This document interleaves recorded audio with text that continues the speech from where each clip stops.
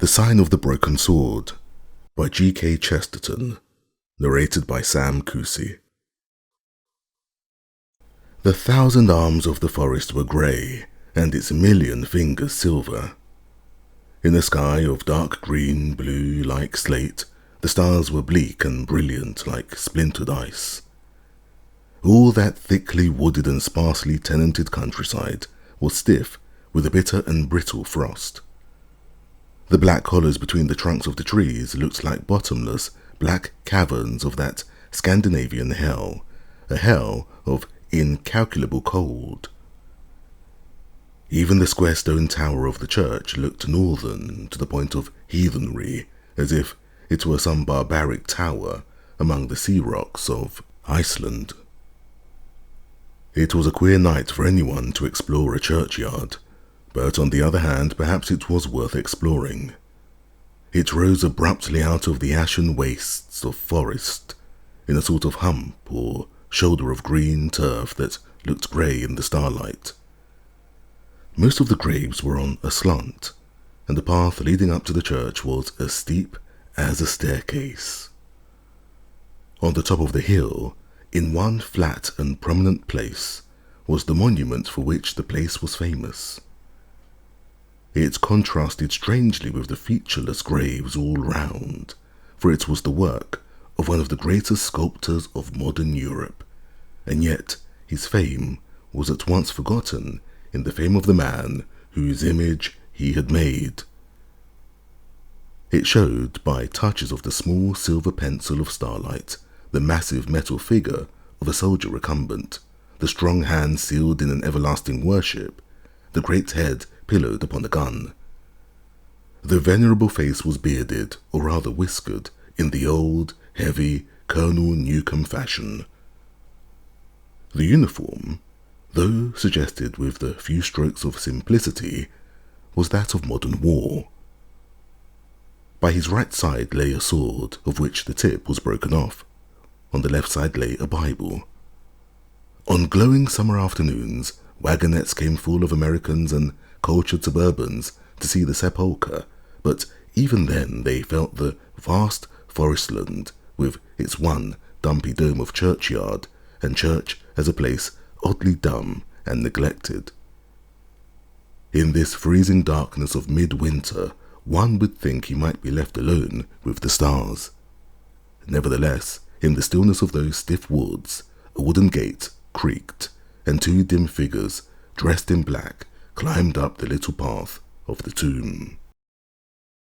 So faint was that frigid starlight that nothing could have been traced about them except that, while they both wore black, one man was enormously big and the other, perhaps by contrast, almost startlingly small. They went up to the great graven tomb of the historic warrior and stood for a few minutes staring at it. There was no human, perhaps no living thing for a wide circle, and a morbid fancy might well have wondered if they were humans themselves. In any case, the beginning of their conversation might have seemed strange. After the first silence, the small man said to the other, "Where does a wise man hide a pebble?" And the tall man answered in a low voice, "On the beach." The small man nodded, and after a short silence said, "Where does a wise man hide a leaf?" And the other answered, "In the forest." There was another stillness, and then the tall man resumed, "Do you mean that when a wise man has to hide a real diamond, he has been known to hide it among sham ones?" "No, no," said the little man with a laugh. "We will let bygones be bygones." He stamped his cold feet for a second or two, and then said, "I'm not thinking of that at all, but of something else, something rather peculiar. Just strike a match, will you?" The big man fumbled in his pocket, and soon a scratch and a flare painted gold the whole flat side of the monument.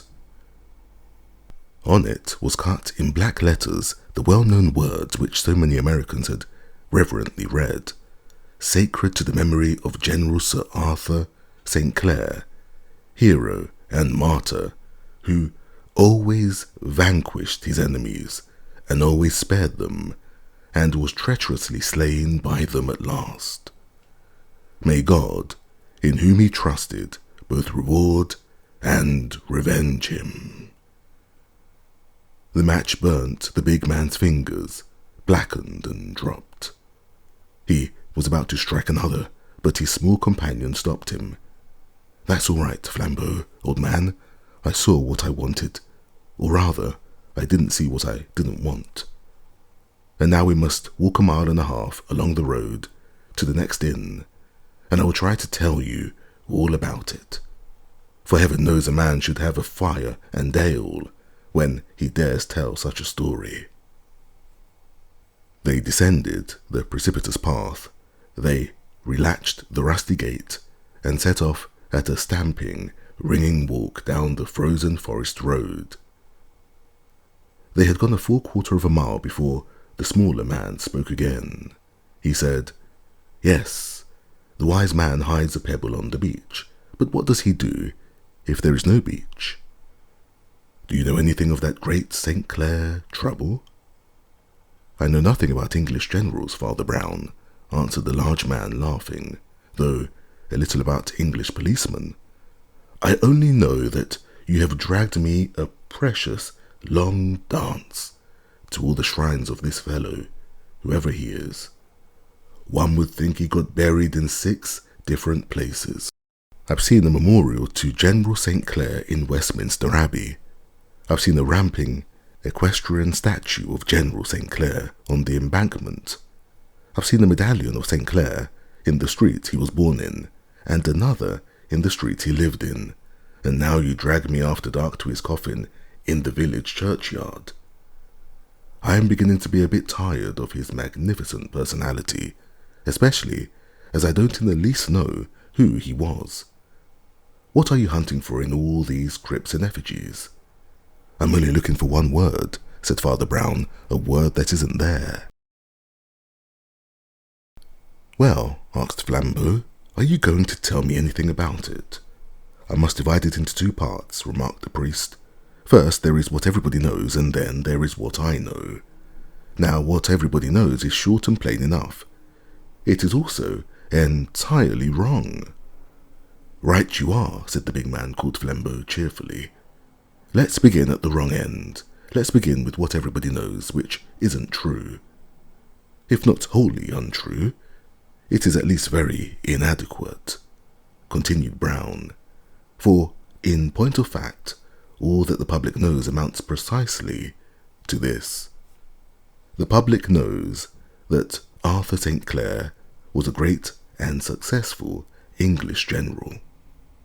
It knows that after splendid yet careful campaigns both in India and Africa, he was in command against Brazil when the great Brazilian patriot Olivier issued his ultimatum. It knows that on that occasion St. Clare, with a very small force, attacked Olivier with a very large one and was captured after heroic resistance. And it knows that after his capture, and to the abhorrence of the civilized world, St. Clare was hanged on the nearest tree. He was found swinging there after the Brazilians had retired, with his broken sword hung round his neck." "And that popular story is untrue?" suggested Flambeau. "No," said his friend quietly, "that story is quite true, so far as it goes." "Well, I think it goes far enough," said Flambeau. "But if the popular story is true, what is the mystery?" They had passed many hundreds of grey and ghostly trees before the little priest answered. Then he bit his fingers reflectively and said, "Why, the mystery is a mystery of psychology, or rather, it is a mystery of 2 psychologies. In that Brazilian business, 2 of the most famous men of modern history acted flat against their characters. Mind you, Olivier and St. Clare were both heroes. The old thing, and no mistake, it was like the fight between Hector and Achilles. Now, what would you say to an affair in which Achilles was timid and Hector was treacherous?" "Go on," said the large man impatiently, as the other bit his finger again. St. Arthur St. Clare was a soldier of the old religious type, the type that saved us during the mutiny, continued Brown. He was always more for duty than for dash, and, with all his personal courage, was decidedly a prudent commander, particularly indignant at any needless waste of soldiers. Yet, in this last battle, he attempted something that a baby could see was absurd. One need not be a strategist to see it was as wild as wind, just as one need not be a strategist to keep out of the way of a motor bus. Well, that is the first mystery, what had become of the English general's head. The second riddle is what had become of the Brazilian general's heart. President Olivier might be called a visionary or a nuisance, but even his enemies admitted that he was magnanimous to the point of knight-errantry. Almost every other prisoner he had ever captured had been set free or even loaded with benefits. Men who had really wronged him came away touched by his simplicity and sweetness. Why the deuce should he diabolically revenge himself only once in his life, and that for the one particular blow that could not have hurt him? Well, there you have it. One of the wisest men in the world acted like an idiot for no reason. One of the best men in the world acted like a fiend for no reason. That's the long and short of it, and I leave it to you, my boy. No, you don't, said the other with a snort. I leave it to you, and you jolly well tell me all about it. Well, resumed Father Brown, it's not fair to say that the public impression is just what I've said, without adding that two things have happened since. I can't say they threw a new light, for nobody can make sense of them, but they threw a new kind of darkness. They threw the darkness in new directions. The first was this. The family physician of the St. Clares quarrelled with that family and began publishing a violent series of articles in which he said that the late general was a religious maniac. But as far as the tale went, this seemed to mean little more than a religious man. Anyhow, the story fizzled out. Everyone knew, of course, that St. Clare had some of the eccentricities of Puritan piety. The second incident was much more arresting. In the luckless and unsupported regiment which made that rash attempt at the Black River, there was a certain Captain Keith, who was at that time engaged to St. Clare's daughter, and who afterwards married her. He was one of those who were captured by Olivier, and, like all the rest except the general, appears to have been bounteously treated and promptly set free.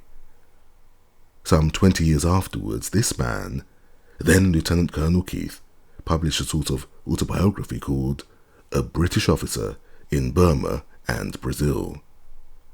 In the place where the reader looks eagerly for some account of the mystery of St. Clare's disaster may be found the following words. Everywhere else in this book I have narrated things exactly as they occurred, holding as I do the old-fashioned opinion that the glory of England is old enough to take care of itself. The exception I shall make is in this matter of the defeat by the Black River, and my reasons, though private, are honourable and compelling. I will, however, add this in justice to the memories of two distinguished men. General St. Clare has been accused of incapacity on this occasion. I can at least testify that this action, properly understood, was one of the most brilliant and sagacious of his life. President Olivier, by similar report, is charged with savage injustice. I think it is due to the honour of an enemy to say that he acted on this occasion with even more than his characteristic good feeling. To put the matter popularly, I can assure my countrymen that St. Clare was by no means such a fool, nor Olivier such a brute as he looked. This is all I have to say, nor shall any earthly consideration induce me to add a word to it. A large frozen moon like a lustrous snowball began to show through the tangle of twigs in front of them, and by its light the narrator had been able to refresh his memory of Captain Keith's text from a scrap of printed paper. As he folded it up and put it back in his pocket, Flambeau threw up his hand with a French gesture. Wait a bit, he cried excitedly. I believe I can guess it, at the first go. He strode on, breathing hard, his black head and bull neck forward, like a man winning a walking race. The little priest, amused and interested, had some trouble in trotting beside him. Just before them, the trees fell back a little to left and right, and the road swept downwards across a clear, moonlit valley, till it dived again, like a rabbit, into the wall of another wood. The entrance to the farther forest looked small and round, like the black hole of a remote railway tunnel, but it was within some 100 yards and gaped like a cavern before Flambeau spoke again. I've got it, he cried at last, slapping his thigh with his great hand. 4 minutes thinking, and I can tell your whole story myself. All right, assented his friend, you tell it. Flambeau lifted his head, but lowered his voice. General Sir Arthur St. Clare, he said, came of a family in which madness was hereditary, and his whole aim was to keep this from his daughter, and even, if possible, from his future son-in-law. Rightly or wrongly, he thought the final collapse was close, and resolved on suicide. Yet ordinary suicide would blazon the very idea he dreaded. As the campaign approached, the clouds became thicker on his brain, and at last, in a mad moment, he sacrificed his public duty to his private. He rushed rashly into battle, hoping to fall by the first shot. When he found that he had only attained capture and discredit, the sealed bomb in his brain burst, and he broke his own sword and hanged himself. He stared firmly at the grey facade of forest in front of him, with the one black gap in it, like the mouth of the grave, into which their path plunged. Perhaps something menacing in the road thus suddenly swallowed reinforced his vivid vision of the tragedy, for he shuddered. A horrid story, he said. A horrid story, repeated the priest with bent head, but not the real story. Then he threw back his head with a sort of despair and cried, Oh, I wish it had been. The tall Flambeau faced round and stared at him. Yours is a clean story, cried Father Brown, deeply moved. A sweet, pure, honest story, as open and white as that moon. Madness and despair are innocent enough. There are worse things, Flambeau. Flambeau looked up wildly at the moon, thus invoked, and from where he stood, one black tree bough curved across it exactly like a devil's horn. Father, father, cried Flambeau with the French gesture, and stepping yet more rapidly forward. Do you mean it was worse than that? Worse than that, said Paul, like a grave echo, and they plunged into the black cloister of the woodland, which ran by them in a dim tapestry of trunks, like one of the dark corridors in a dream. They were soon in the most secret entrails of the wood, and felt close about them foliage that they could not see. When the priest said again, Where does a wise man hide a leaf? In the forest. But what does he do if there is no forest?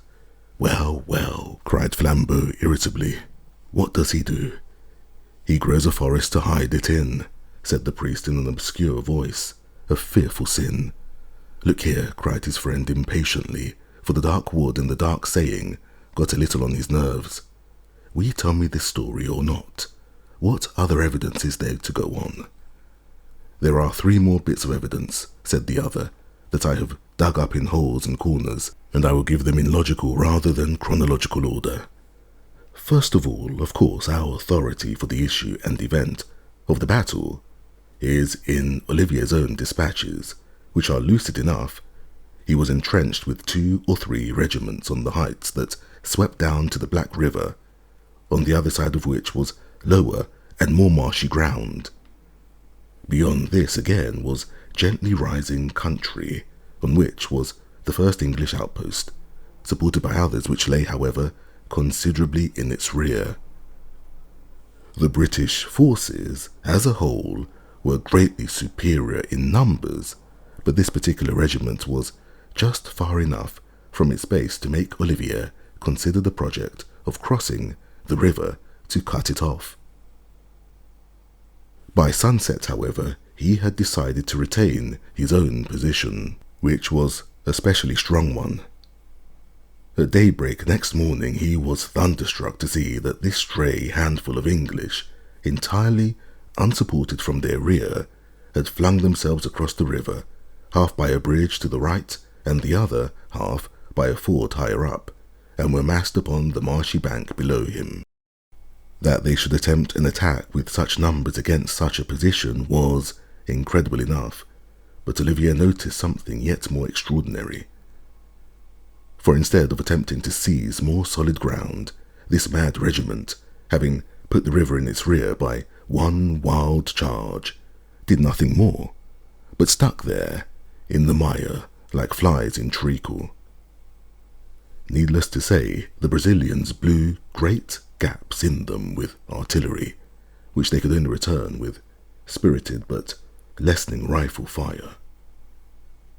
Yet they never broke, and Olivier's curt account ends with a strong tribute of admiration for the mystic valour of these imbeciles. Our line then advanced finally, writes Olivier, and drove them into the river. We captured General St. Clare himself and several other officers.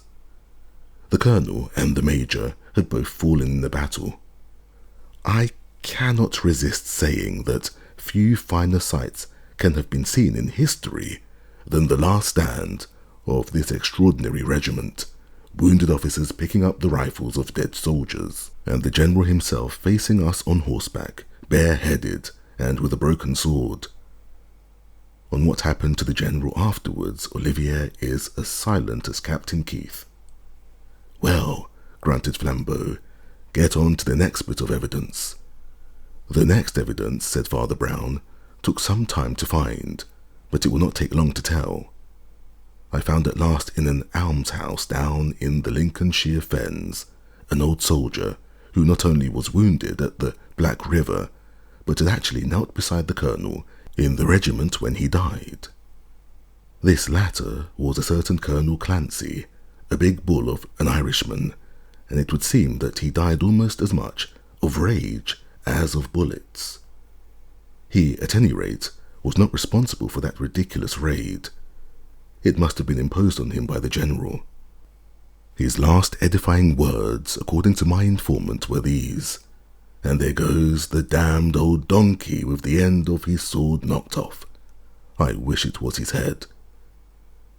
You will remark that everyone seems to have noticed this detail about the broken sword blade, though most people regard it somewhat more reverently than did the late Colonel Clancy.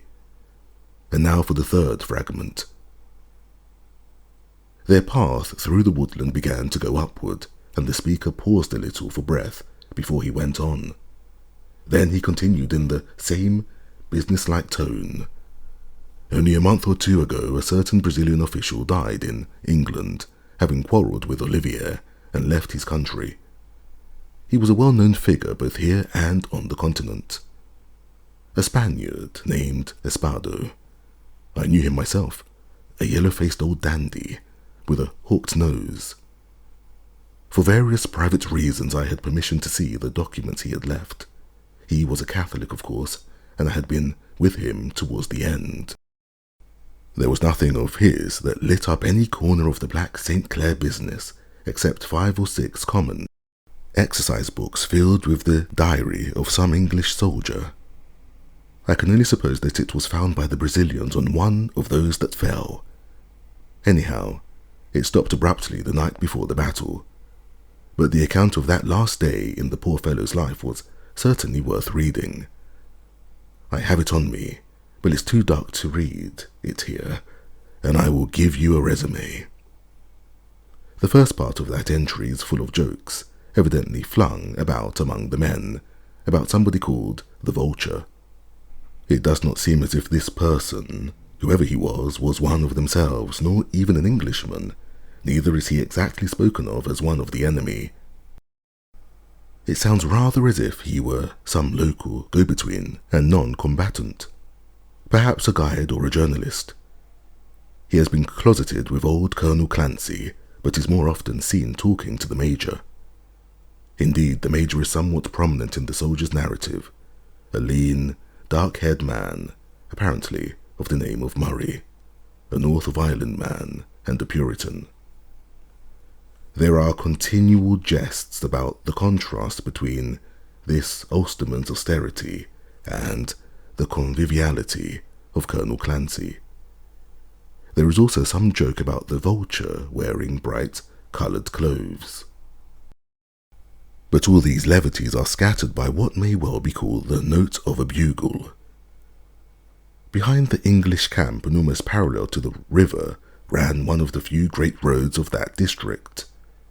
Westward, the road curved round towards the river, which it crossed by the bridge before mentioned. To the east the road swept backwards into the wilds, and some 2 miles along it was the next English outpost.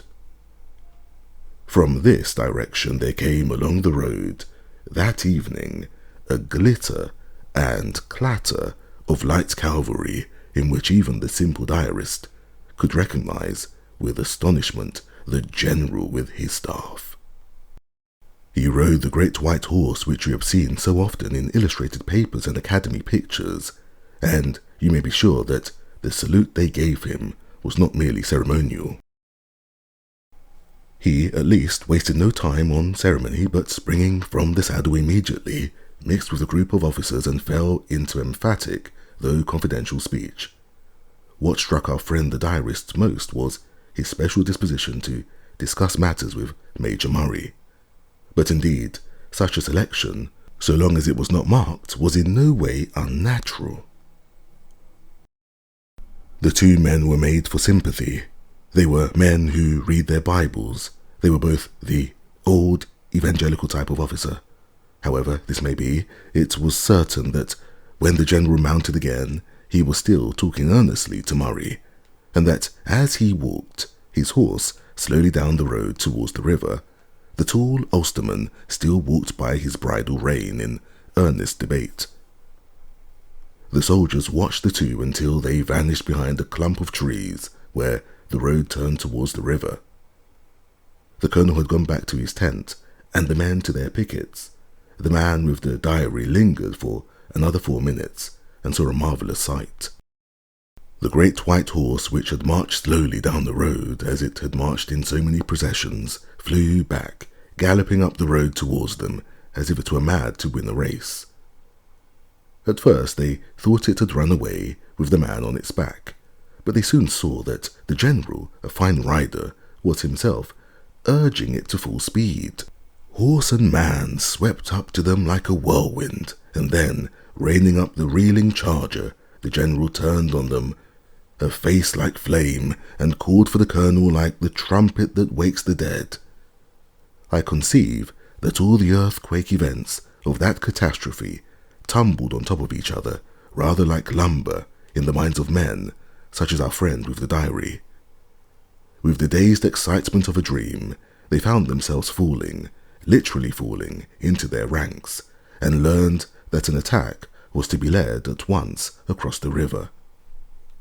The general and major, it was said, had found out something at the bridge, and there was only just time to strike for life. The major had gone back at once to call up the reserve along the road behind. It was doubtful if even with that prompt appeal it could help reach them in time. But they must pass the stream that night and seize the heights by morning. It is with the very stir and throb of that romantic nocturnal march that the diary suddenly ends. Father Brown had mounted ahead, for the woodland path grew smaller, steeper, and more twisted, till they felt as if they were ascending a winding staircase. The priest's voice came from above out of the darkness. There was one other little and enormous thing. When the general urged them to their chivalric charge, he half drew his sword from the scabbard, and then, as if ashamed of such melodrama, thrust it back again. The sword again, you see. A half-light broke through the network of boughs above them, flinging the ghost of a net about their feet, for they were mounting again to the faint luminosity of the naked light.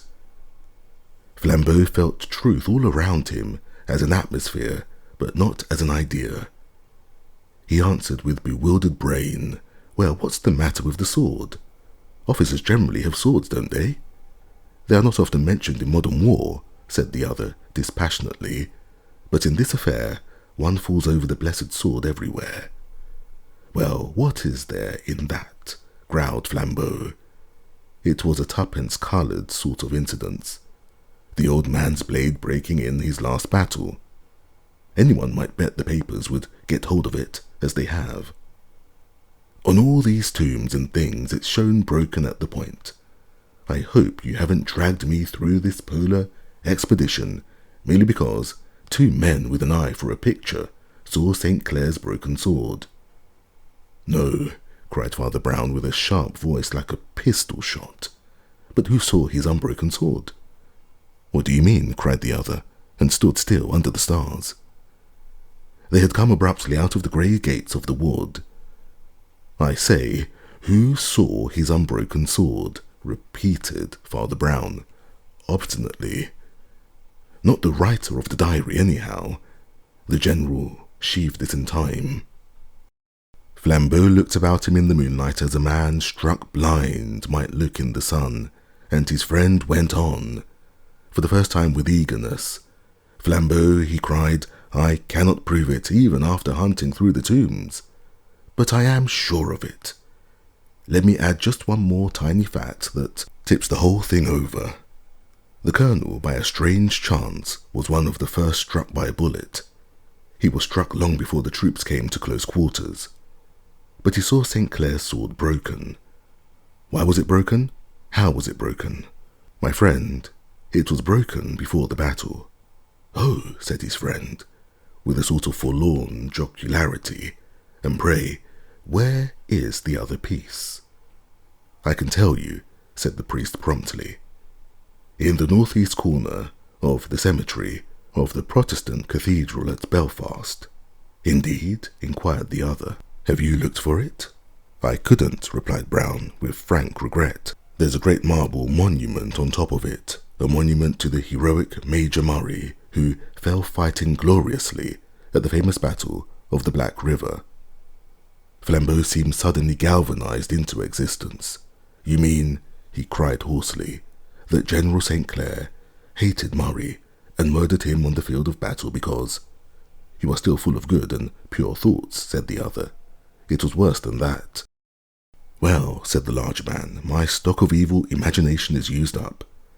The priest seemed really doubtful where to begin, and at last he said again, "Where would a wise man hide a leaf?"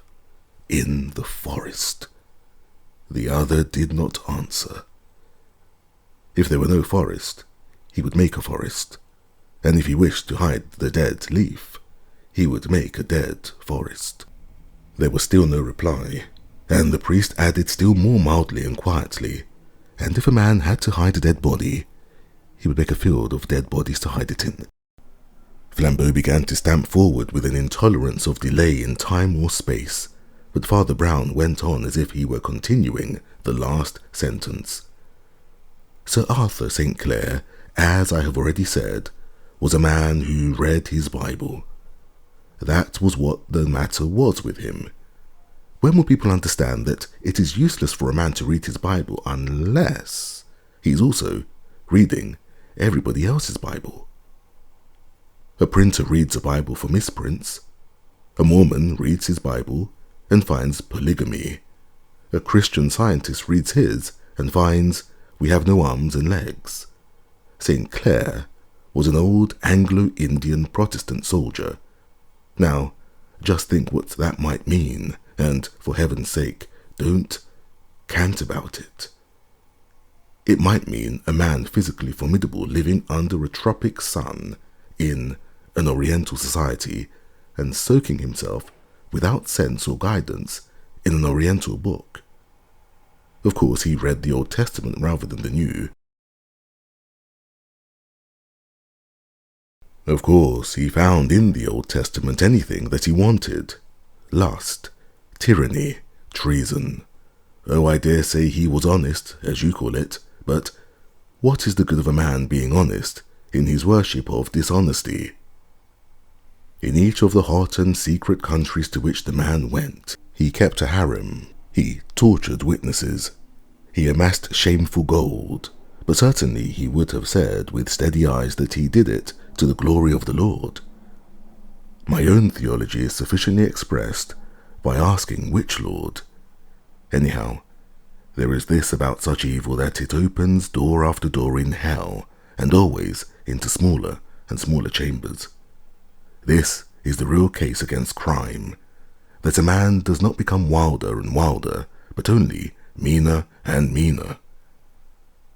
St. Clare was soon suffocated by difficulties of bribery and blackmail, and needed more and more cash. And by the time of the Battle of the Black River, he had fallen from world to that place which Dante makes the lowest floor of the universe. What do you mean? Asked his friend again. I mean that, retorted the cleric, and suddenly pointed to a puddle sealed with ice that shone in the moon. Do you remember whom Dante put in the last circle of ice? The traitors, said Flambeau, and shuddered.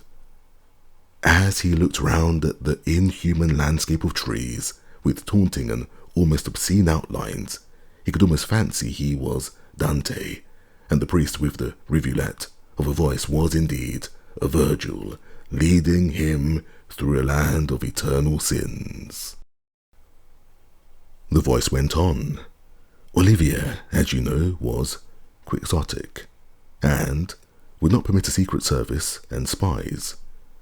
The thing, however, was done, like many other things, behind his back.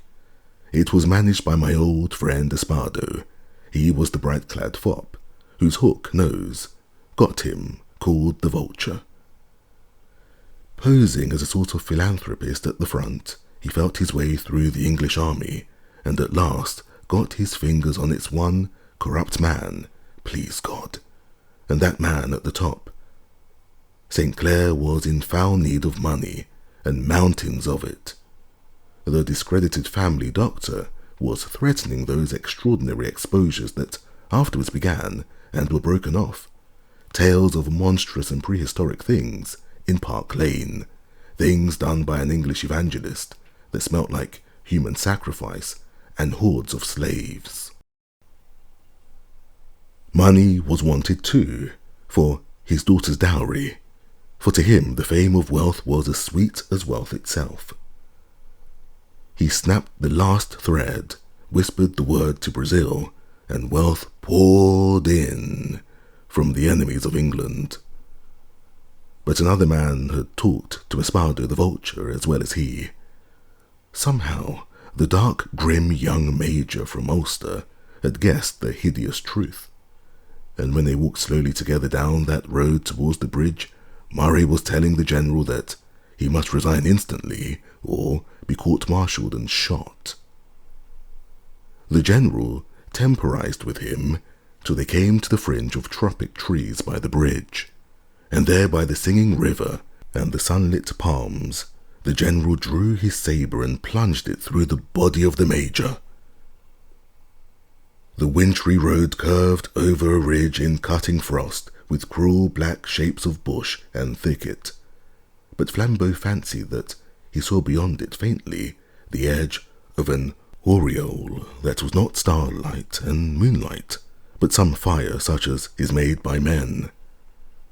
He watched it as the tale drew to its close.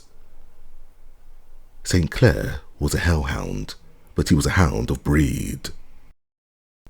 Never, I'll swear, was he so lucid and so strong as when poor Murray lay a cold lump at his feet.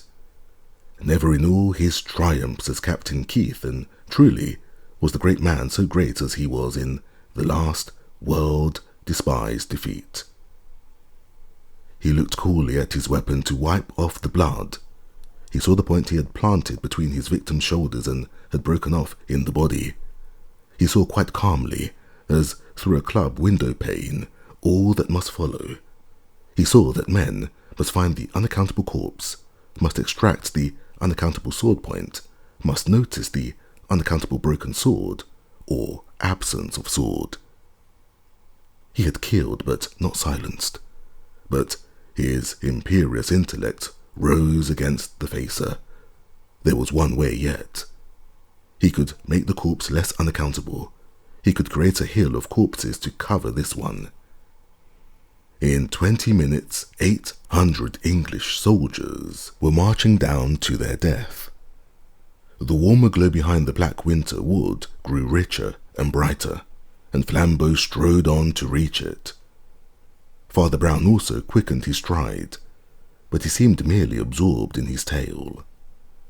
She was the valour of that English 1,000, and such the genius of their commander, that if they had at once attacked the hill, even their mad march might have met some luck. But the evil mind that played with them, like pawns, had other aims and reasons. They must remain in the marshes by the bridge, at least till British corpses should be a common sight there. Then for the last grand scene, the silver-haired soldier saint would give up his shattered sword to save further slaughter. Oh, it was well organized for an impromptu, but I think I cannot prove.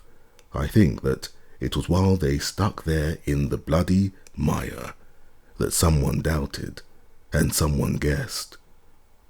He was mute a moment, then said, "There is a voice from nowhere that tells me the man who guessed was the lover, the man to wed the old man's child." "But what about Olivier and the hanging?" asked Flambeau. Olivier, partly from chivalry, partly from policy, seldom encumbered his march with captives, explained the narrator. He released everybody in most cases. He released everybody in this case. "Everybody but the general," said the tall man. "Everybody," said the priest. Flambeau knit his black brows. "I don't grasp it all yet," he said. "There is another picture, Flambeau," said Brown in his more mystical undertone. "I can't prove it, but I can do more. I can see it. There is a camp breaking up on the bare, torrid hills at morning, and Brazilian uniforms massed in blocks and columns to march. There is the red shirt and long black beard of Olivier, which blows as he stands, his broad-brimmed hat in his hand. He is saying farewell to the great enemy he's setting free, the simple, snow-headed English veteran who thanks him in the name of his men. The English remnant stand behind at attention. Beside them are stones and vehicles for the retreat. The drum roll, the Brazilians are moving, the English are still like statues. So they abide till the last hum and flash of the enemy have faded from the tropic horizon. Then they alter their postures all at once, like dead men coming to life. They turn their 50 faces upon the general, faces not to be forgotten. Flambeau gave a great jump. "Ah!" he cried. "You don't mean—" "Yes," said Father Brown in a deep, moving voice. "It was an English hand that put the rope around St. Clare's neck. I believe the hand that put the ring on his daughter's finger. They were English hands that dragged him up to the tree of shame. The hands of men that had adored him and followed him to victory. And they were English souls who stared at him swinging in that foreign sun on the green gallows of palm and prayed in their hatred that he might drop off it into hell. As the two topped the ridge, there burst on them the strong scarlet light of a red-curtained English inn. It stood sideways in the road, as if standing aside in the amplitude of hospitality. Its 3 doors stood open with invitation, and even where they stood they could hear the hum and laughter of humanity happy for a night. "I need not tell you more," said Father Brown. "They tried him in the wilderness and destroyed him, and then, for the honour of England and of his daughter, they took an oath to seal up forever the story of the traitor's purse and the assassin's sword blade. Perhaps, heaven help them, they try to forget it. Let us try to forget it anyhow. Here is our inn.